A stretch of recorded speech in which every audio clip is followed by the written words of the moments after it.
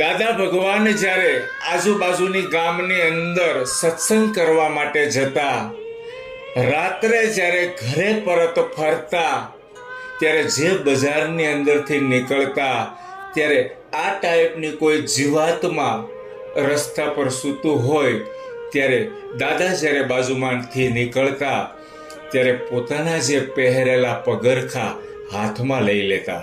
શું કામે હાથમાં લેતા? કે જીવાત્માને પોતાની નિંદ્રાની અંદરથી ખલેલ ન પહોંચે અને અવાજથી ઝબકીને જાગી ન જાય, એની ઊંઘ ના બગડે. આટલું બધું ધ્યાન રાખતા દાદા ભગવાન. અને આપણે શું કરીએ છીએ?